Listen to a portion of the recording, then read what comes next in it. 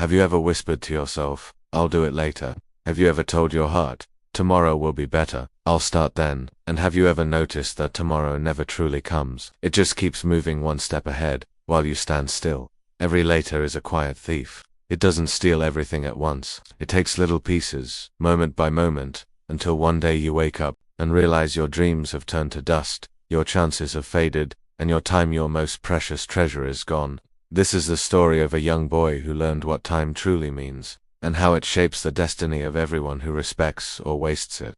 In a peaceful little town, there lived a boy who was bright, kind, and loved by everyone. He had caring parents, good teachers, and a comfortable home. But behind his sweet smile hid one dangerous habit: laziness. Whenever someone asked him to do something, his answer was always the same. "Later, clean your room," said his mother. "Later, Mum, finish your homework," his teacher would urge. "I'll do it soon," he'd reply. "Come learn football with us." His friends shouted. "Maybe tomorrow," he'd say. Days turned into weeks, and weeks became months. While his classmates moved forward, learning, improving, growing, he stayed in the same place, still dreaming, still waiting to start. His parents worried, his teachers scolded, but nothing could move him. He thought time was infinite, a river that would always flow for him, but he didn't know that rivers don't wait for those who stand still. One day, after another failed exam, the boy felt frustrated and ashamed. He decided to visit a wise old sage who lived beneath a giant banyan tree at the edge of town, known for giving answers that changed lives.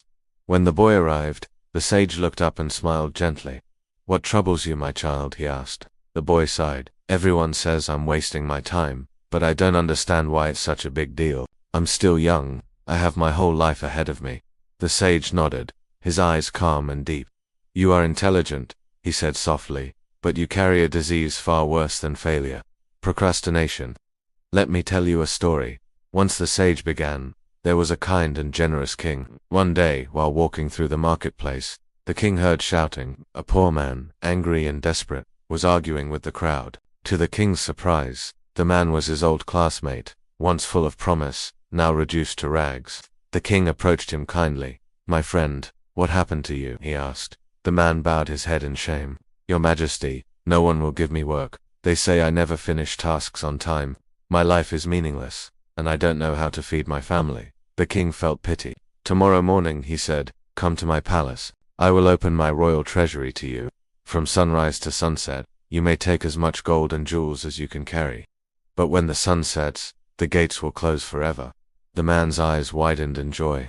He could hardly sleep, dreaming of the riches he would soon gather. At dawn, the sun rose. But the man thought, "I have the whole day ahead. Let me enjoy a good breakfast first." After eating, he decided to rest for a while. "I'll go soon," he told himself. When he woke, the sun was already high in the sky. Panicking slightly, he hurried toward the palace but stopped halfway, tired and hot. "There's still time," he thought. "The treasure isn't going anywhere." He sat under a tree to rest, and once again he fell asleep.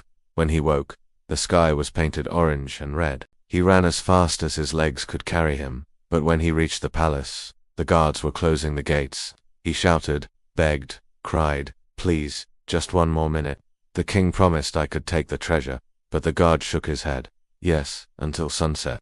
And the sun has already set."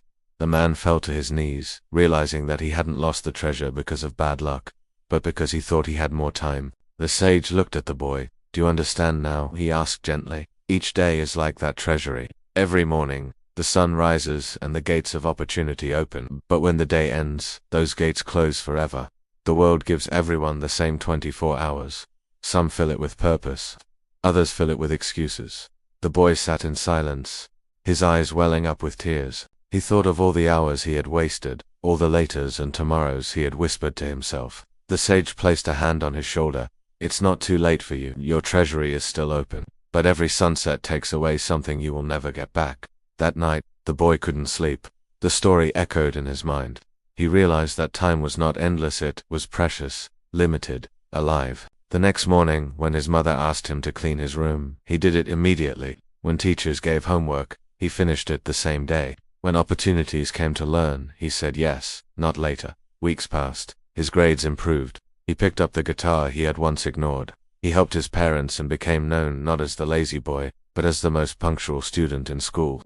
Years later, He grew into a successful young man. When people asked his secret, he would smile and say, "I learned that time is the only treasure we truly own. Every moment we waste is like throwing away gold. Time is the fairest resource in the world. Everyone gets exactly the same amount.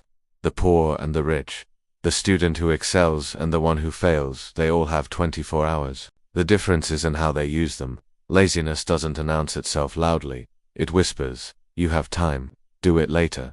And while you listen, life keeps moving. Each sunrise is a gift. Each sunset is a gate closing forever. Once gone, no power in the world can bring a day back. Think for a moment. What have you been postponing? What dream? What goal? What conversation have you kept waiting for someday? Every later is a locked treasury. Every tomorrow is gold you decided not to collect today. But here's the good news. Unlike the man in the story, your treasury is still open. Right now, this very moment. The question is, will you walk in, or will you rest under the tree, thinking you still have time?